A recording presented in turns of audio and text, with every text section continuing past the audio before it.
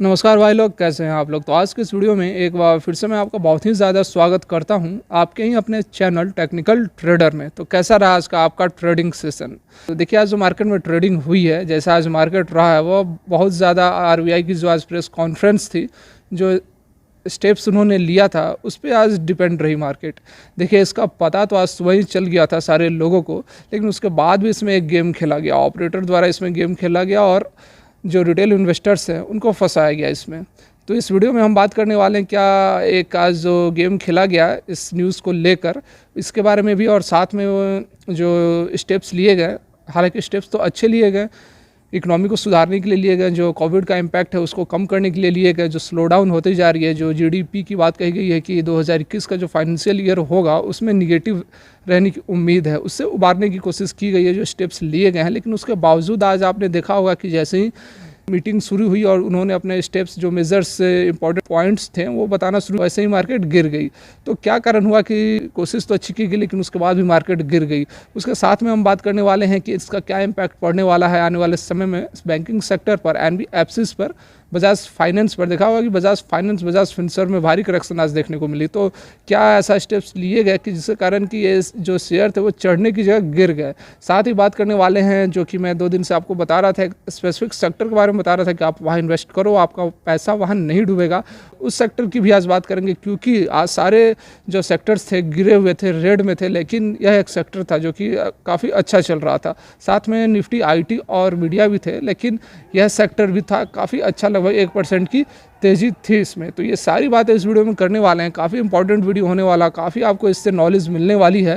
तो एक रिक्वेस्ट मैं करूंगा कि अगर आपको यह वीडियो अच्छी लगे तो लाइक ज़रूर करें, क्योंकि हमें काफ़ी प्रेरणा मिलती है आपके एक लाइक से और अच्छी वीडियोस बनाने की। तो और अगर चैनल को सब्सक्राइब नहीं किया तो लेटेस्ट और जेन्युइन इन्फॉर्मेशन के लिए सब्सक्राइब भी कर ले। तो चलिए वीडियो को आगे बढ़ाते हैं। देखिए, सबसे पहले बात करते हैं जो आरबीआई ने स्टेप्स लिए हैं उसके बारे में। देखिए, न्यूज़ तो आ गई थी, सुबह ही आ गई थी, 7-8 बजे के अराउंड न्यूज़ आ गई थी। आरबीआई गवर्नर जो हैं शक्तिकांत दास, वो प्रेस कॉन्फ्रेंस लेने वाले हैं, कुछ मेजर्स, कुछ स्टेप्स लेंगे।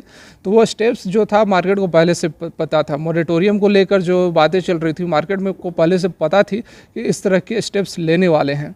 तो उसके बाद भी आप देखो, जब प्रेस कॉन्फ्रेंस शुरू हुई, आज का जो इंट्राडे हाई बनाया था मार्केट ने 9150 के आसपास का हाई बनाया था, और वह उसी समय जब प्रेस कॉन्फ्रेंस शुरू हुई उसके बाद मार्केट गिर गई। देखिए, ऐसा क्यों हुआ। न्यूज़ तो सबको पता थी, मतलब कि जो बड़े इन्वेस्टर्स हैं, जो मोटा पैसा लगाते हैं, उन्हें तो अच्छी तरह से पता था कि इसका क्या इम्पैक्ट होने वाला है। मोरेटोरियम को बढ़ाया जा रहा है, बढ़ाना जाना मतलब इसको पहले से पता था उन्हें कि मोरेटोरियम बढ़ेगी, तो उन्हें तो पता था कि इसका किस तरह का इम्पैक्ट मार्केट पर पड़ने वाला है।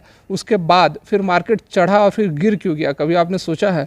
देखिए, जो छोटे इन्वेस्टर होते हैं, रिटेल इन्वेस्टर्स होते हैं हमारे आपके जैसे, उन्हें नॉलेज नहीं होती। उन्हें लगता है कि अभी कोविड का इम्पैक्ट चल रहा है, सारी वर्ल्ड की इकोनॉमी गिरी पड़ी है, तो कुछ स्टेप्स लिए जाएंगे जिससे कि हमारी इकोनॉमी अच्छी होगी। जो आरबीआई पहले भी जो प्रेस कॉन्फ्रेंस हुई थी उसमें काफ़ी अच्छे आपको रिजल्ट देखने को मिले थे। मार्केट की मैं बात कर रहा हूँ, मार्केट ने अच्छा वेव किया था, लेकिन आज जो स्टेप्स लिए गए उससे मार्केट गिर गई। और यह बात पता थी, जो बड़े इन्वेस्टर्स हैं, जो स्मार्ट इन्वेस्टर्स थे, उन्हें बात पता थी कि मार्केट गिरने वाली है। और क्यों गिरने वाली है इसकी भी मैं बात आगे करूँगा कि क्यों मार्केट गिरा। अभी मैं आपको बता देता हूँ कि क्या एक छोटा सा गेम खेला गया छोटे इन्वेस्टर्स को फंसाने के लिए। जब शुरू हुई प्रेस कॉन्फ्रेंस समय की बात कर रहा हूँ, मार्केट ने एक पीक बनाई, इंट्राडे हाई जो आज की थी 9150 की। आम इन्वेस्टर्स को लगा कि बहुत ही अच्छे स्टेप्स लिए जा रहे हैं। उन्होंने क्या किया, बाइंग करना शुरू कर दिया, अच्छे रेट पे बाइंग किया। उसके बाद मार्केट सडनली गिर गई और उसके बाद फिर पूरे दिन वह 9150 को टच नहीं किया। तो इस तरह जो इन्वेस्टर्स थे, रिटेल इन्वेस्टर्स थे, उन्होंने तो बाइंग कर ली ऊपर के लेवल पे। उन्हें लगा कि स्टेप्स लिए जा रहे हैं तो मार्केट फिर से एक अच्छी रैली दिखाएगी। उन्होंने तो बाइंग कर ली 9150, 9140 के लेवल पर बाइंग कर ली। उसके बाद मार्केट गिर गई, तो जो भी उन्होंने बाइंग की थी उसके बाद तो उन्हें लॉस हो गई। तो इस तरह से तो उन्हें आज काफ़ी लॉस हुआ होगा। तो देखिए, यह गेम क्यों खेला गया, इसके लिए पूरा जो आरबीआई ने आज मेजर्स लिए हैं उसको समझना पड़ेगा। तो आप ध्यान से सुनिए, और अगर मेरी बातें अच्छी लगे तो वीडियो को लाइक ज़रूर करें। देखिए, क्या हुआ कि जो मोरेटोरियम पीरियड जिसे बोलते हैं, मतलब कि मोरेटोरियम क्या होता है मैं शॉर्ट में आपको बता देता हूँ अगर आपको नहीं पता है तो। देखिए, जो बैंकें लोन देती है तो वापस उनको रिपेमेंट भी तो करना पड़ेगा। जो लोन लेते हैं उन्हें वापस पेमेंट तो बैंक को करना पड़ेगा, इंस्टॉलमेंट्स में, ईएमआईज़ में।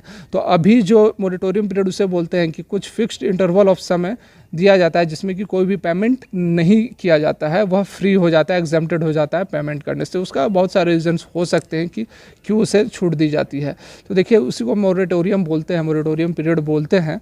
देखिए पिछले बार जो आरबीआई ने प्रेस कॉन्फ्रेंस ली थी उसमें उसने मोरेटोरियम पीरियड को 3 महीने तक पहली बार बढ़ाया था।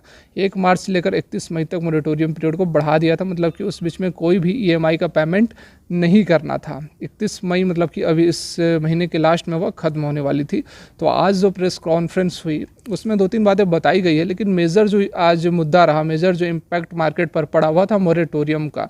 मोरेटोरियम फिर से 3 महीने के लिए बढ़ा दिया गया है, मतलब कि 1 जून से जून, जुलाई, अगस्त, 31 अगस्त तक कोई भी पेमेंट, कोई भी ईएमआई पेमेंट नहीं करना है बैंकों को। तो देखिए इसका इम्पैक्ट आज के मार्केट पर किस तरह पड़ा, मार्केट क्यों गिरी, मैं आपको बताता हूँ।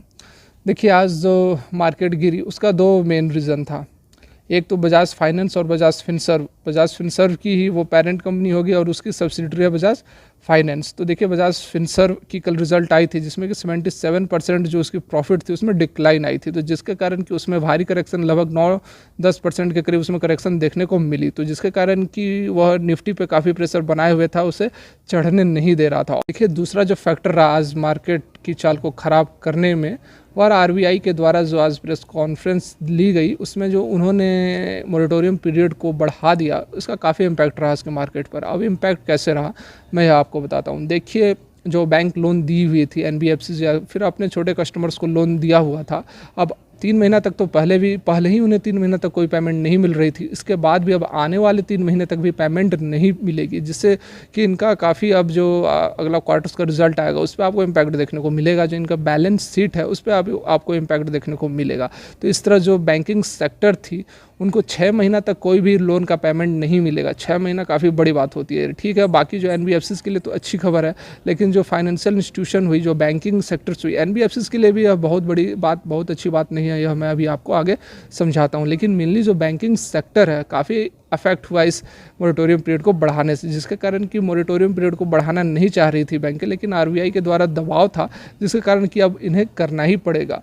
तो देखिए इसके कारण आपने आज देखा होगा कि जो बैंकिंग सेक्टर थी लगभग 3% के करीब डाउन थी, जिसका इम्पैक्ट आपको मार्केट पर देखने को मिला। ओवरऑल जो निफ्टी भी इसके कारण चढ़ नहीं पाई, उठ नहीं पाई। तो 2 रीजंस मैंने बता दिए आपको, एक तो बजाज फिनसर्व का जो खराब रिजल्ट आया और दूसरा जो मोरेटोरियम पीरियड बढ़ा दिया गया, जिस कारण कि बैंकिंग सेक्टर पर काफ़ी आपको नेगेटिव इम्पैक्ट पड़ा।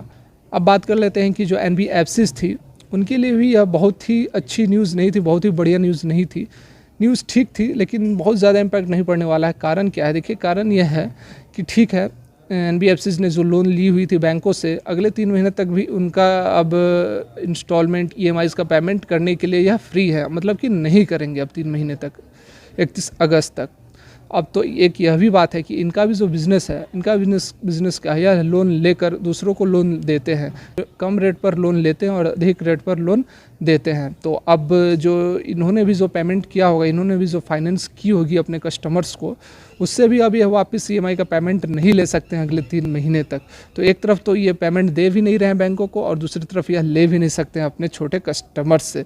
तो ओवरऑल देखा जाए तो बहुत ज़्यादा फ़ायदा नहीं हुआ है। तो बहुत ज़्यादा फ़ायदा किसे हुआ? तो आज की यह जो स्टेप ली गई इसमें सबसे ज़्यादा फ़ायदा किसे हुआ? तो देखिए सबसे ज़्यादा जो फ़ायदा हुआ है वह आम जो कस्टमर्स हैं, हमारे आपके जैसे जो कस्टमर्स हैं, उनको सबसे ज़्यादा फ़ायदा हुआ है। क्योंकि जैसे कि कोई कार लोन लिया हुआ है, कोई होम लोन लिया हुआ है, कोई एडुकेशन लोन लिया हुआ है, तो इनके लोन का जो पेमेंट है अभी आपको 31 अगस्त तक नहीं करना है। तो सबसे ज़्यादा आम आदमी को फ़ायदा हुआ है इस स्टेप से। तो अब बात कर लेते हैं कि जो आरबीआई ने जो स्टेप्स लिए हैं उसका क्या इम्पैक्ट पड़ने वाला है बजाज फाइनेंस जैसे शेयर पर। आज आपने देखा होगा कि इसने अपना 52 वीक लो 1900 का लेवल को भी काट के नीचे आ गया। तो देखिए इसको समझने के लिए इसके चार्ट पर पहले चलते हैं।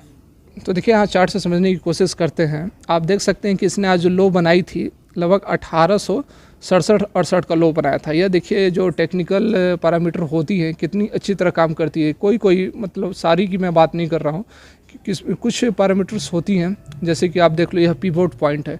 यह पिवोट पॉइंट जो आप ग्रीन वाली लाइन देख रहे हैं ना, यह देखिए इसने कितनी अच्छी तरह बखूबी काम किया है। 1866 पर इसने क्या बखूबी सपोर्ट लेकर यहाँ से वापस चली गई है। पिवोट पॉइंट पर इसने सपोर्ट लिया है।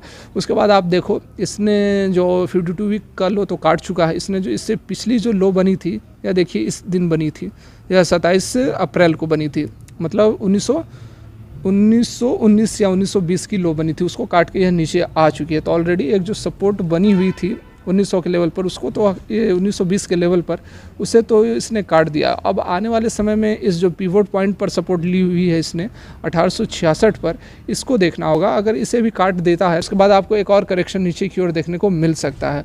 और अगर ओवरऑल बात की जाए तो ओवरऑल में देखिए बजाज फाइनेंस के भी कुछ दिन पहले रिजल्ट्स आए थे, तो उसके भी रिजल्ट अच्छे नहीं थे। बजाज फिनसर्व के कल रिजल्ट आए, उसके तो और भी बुरे रिजल्ट हैं, तो इसमें आपको और गिरावट देखने को मिलेगी। तो अभी मैं आपको यही सजेस्ट करना चाहूँगा कि अभी आप बाइंग करो, लेकिन कम क्वांटिटी करो। जैसी गिरती है आप और क्वांटिटी बढ़ाते जाओ, क्योंकि हाँ अभी और गिरावट काफ़ी प्रोबेबिलिटी है। अभी बजाज फाइनेंस जो NBFC सेक्टर हैं, अभी क्वार्टर के रिजल्ट जो आएंगे, अगले Q1 क्वार्टर के रिजल्ट जो आएंगे, तो उसमें बहुत बुरा हाल होने वाला है। क्योंकि 2 महीना तो वैसे ही लॉकडाउन है और 3 महीने का उनका रिजल्ट आता है, तो रेवेन्यू तो वैसे ही 2 महीने की ज़ीरो है। तो उसके बाद क्या हाल होने वाला आप खुद भी समझ सकते हैं। और आज जो शक्तिकांत दास जी ने जो बात बताई है कि फाइनेंशियल ईयर 2021 में निगेटिव रहने वाली है GDP, तो ओवरऑल आप भी समझ सकते हैं कि क्या हाल होने वाला है अपनी इकोनॉमी का। देखिए एक और मैं बात आपको बता देता हूँ कि अभी जो मार्केट चल रही है निफ्टी की, देखिए हमारी इकोनॉमी काफ़ी कमज़ोर है, वर्ल्ड की इकोनॉमी काफ़ी कमज़ोर है, तो हमारी इकोनॉमी क्या है। देखिए जो स्टिमुलस पैकेज मिली थी 20 लाख करोड़ की, वह कोई काम नहीं आया। फिलहाल एट प्रेजेंट की मैं बात कर रहा हूँ, शॉर्ट टर्म की बात कर रहा हूँ, कोई काम नहीं आया। तो उसके बाद देखिए एकमात्र जो सपोर्ट बची हुई है हमारी इकोनॉमी के लिए, हमारी इकोनॉमी से बोलने का मतलब है कि हमारी जो निफ्टी है, शेयर मार्केट की मैं बात कर रहा हूँ, तो जो निफ्टी के लिए एकमात्र जो सपोर्ट बची हुई है वह ग्लोबल क्लूज। और ग्लोबल क्लूज मतलब कि जो US जो इकोनॉमिक पैकेज देने वाली है उस पर काफ़ी कुछ डिपेंडेंट है, क्योंकि वही एक अभी आस दिख रही है जिसके कारण कि मार्केट में एक बार और आपको बाउंस दिख सकती है। तो उस पर डिपेंड काफ़ी कुछ करती है। और अगर दूसरी फैक्टर्स की बात कर ले तो एट प्रेजेंट में US चाइना की जो ट्रेड टेंशन थी वह बढ़ती जा रही है, तो वहाँ से भी निगेटिव इम्पैक्ट मिल रहे हैं। उसके कारण आज देखा हुआ कि आज जो गिरावट थी ग्लोबल क्लूज से भी कारण भी गिरावट थी, क्योंकि जो ग्लोबल मार्केट थे उसमें भी गिरावट थी। तो इंडियन मार्केट में तो और भी एक दो बुरी न्यूज़ आ गई, तो उसके कारण मार्केट हालांकि 9000 के ऊपर मार्केट सस्टेन की, यह अच्छी बात है। फिलहाल यदि बात की जाए तो अभी तो बहुत ज़्यादा अच्छे कोई ग्लोबल क्लूज़ भी नहीं है। ग्लोबल क्लूज़ के नाम पर एक ही इकोनॉमिक पैकेज है, बाकी अगर इकोनॉमिक पैकेज को हटा दिया जाए तो मार्केट में फिर भारी करेक्शन आ सकती है। यह भी हो सकता है कि पिछला जो लो बनाया था, बॉटम जो बनी थी 7,500 की, उसको भी काट सकती है। तो मैं आपको यही बोलना चाहूँगा कि अभी हड़बड़ाने की कोई ज़रूरत नहीं है। अगर आपके पास पोजीशंस आपने ली हुई है तो जब भी आपको मौका मिले, जो भी इकोनॉमिक पैकेज यदि आती है ग्लोबल, तो उसके कारण आपको तो डेफिनेटली एक अपमूव देखने को मिलेगी, तो आप उससे निकल जाइए। क्योंकि उसके बाद एकमात्र जो सहारा बचा हुआ था इकोनॉमिक पैकेज, वो भी यदि आ जाएगा तो वह भी बहुत देर तक थाम नहीं पाएगा मार्केट को। उसके बाद तो मार्केट को गिरना ही है। तो जो भी पोजीशंस आपने ली हुई होंगी प्रॉफिट बुक करके निकल जाना, नहीं तो उसके बाद बुरे फंस सकते हो। ऐसा मुझे लगता है, मेरी एनालिसिस है, गलत भी हो सकती है। अब बात कर लेते हैं कि आपको इस जो गिरावट चल रही है, रिसेशन चल रही है, इसमें आपको कहाँ इन्वेस्ट करना चाहिए। तो जैसा कि मैंने वीडियो के शुरू में भी बताया था कि मैं एक सेक्टर के बारे में मैंने 2 दिन पहले वीडियो बनाई थी, जिसमें कि मैं आपको बता रहा था, 2 दिन से मैं आपको बता रहा हूँ कि इस सेक्टर में आप इन्वेस्ट करो। आप देख सकते हो कि जो निफ्टी 50 है वह 0.74% की गिरावट है। लेकिन आप देखो यह निफ्टी फार्मा, जो कि सेक्टर की मैं बात कर रहा हूँ, निफ्टी फार्मा में देखो 0.84% की गिरावट है। उसके बाद आप देख लो बैंक में देख लो, ऑटो में देख लो, FMCG में देख लो, मीडिया में देख लो, IT में देख लो। IT में थोड़ी तेज़ी है, 1.43% है, और ऑटो में हल्की सी तेज़ी है। लेकिन ओवरऑल जितने भी सेक्टर्स थे सारे में प्रेशर बना हुआ था। लेकिन निफ्टी फार्मा में देखो आज कितनी अच्छी रैली दिखाई इसने। और एक चीज़ मैं आपको दिखाता हूँ, यहाँ इसके चार्ट से आपको समझ में आएगी। या आप देखो एक चीज़, इसमें कंसोलिडेशन चल रहा था, काफ़ी दिनों से कंसोलिडेशन चल रही थी। एक बार तो इसने बड़ी रैली दिखाई थी, इस लेवल से लेकर इस लेवल तक बड़ी रैली दिखाई थी। लेकिन उसके बाद देखो इस रेंज में कंसोलिडेशन चल रही थी, और उसके बाद अगर यह कंसोलिडेशन को ब्रेक करती है, काफ़ी इंपॉर्टेंट बात मैं आपको बता रहा हूँ, आप ध्यान से देखो थोड़ी मैं जूम कर लेता हूँ। यह देखो, यह जो कंसोलिडेशन अगर ब्रेक करती है, और वह लग भी रही है कि जल्द ही ब्रेक होनी चाहिए, क्योंकि देखो यह कल नहीं परसों है ना, परसों इसने देखो एक अच्छी खासी ग्रीन कैंडल बनाई थी, उसके बाद कल भी ग्रीन कैंडल बनी है, और आज भी ग्रीन कैंडल बनी है। उसके बाद देखो आपको इस लेवल पर रेसिस्टेंस मिल रही है। अगर ये इस लेवल को भी ब्रेक करके आगे निकल जाती है क्लोजिंग बेसिस पर, इस लेवल से अगर आगे निकल जाती है, तो उसके बाद एक आपको अपमूव देखने को मिलेगी, क्योंकि कंसोलिडेशन का यहाँ पर एंड हो जाएगा। आप देखो यहाँ पर यह क्लोजिंग हुई है, ऑलरेडी काफ़ी जो रेसिस्टेंस मिल रही थी इस लेवल पर, इस पॉइंट पर जो रेसिस्टेंस मिल रही थी उसको ब्रेक कर चुका है। लेकिन और आगे 1-2 दिन में अगर या इन लेवल्स को भी ब्रेक करके क्लोजिंग बेसिस पे ऊपर इन लेवल्स के ऊपर क्लोजिंग दे देती है, तो उसके बाद आपको एक अप मूव और भी अच्छी देखने को मिलेगी। तो इसलिए मैं आपको 2 दिनों से मैं आपको बता रहा था कि आप इस सेक्टर में इन्वेस्ट करो, आपको लॉस नहीं होगा। अगर आपने इन्वेस्ट किया हुआ होता तो आज भी आपको अच्छी खासी प्रॉफिट होती, क्योंकि जो टॉप की इसमें कंपनियां हैं जो कि सिप्ला हो गई, सन फार्मा हो गई, डॉक्टर रेड्डी हो गई, उनमें आज अच्छी मूव थी। मैंने तो इन्वेस्ट किया हुआ था तो मुझे कुछ प्रॉफिट हुई, लेकिन मैं इसको अभी रखा हुआ है क्योंकि आगे भी इसमें अच्छी खासी मुझे अपॉर्चुनिटी लगती है। तो फिर से मैं आपको कहूँगा कि केवल मेरी बात पे ना रहें, और भी आप दूसरों से भी राय ले लें, और भी जगहों से आप पता कर ले, उसके बाद आप इन्वेस्ट करें। तो यह थी आज की वीडियो। अगर यह वीडियो अच्छा लगा तो लाइक ज़रूर करें, चैनल को सब्सक्राइब करें। वीडियो देखने के लिए बहुत बहुत धन्यवाद।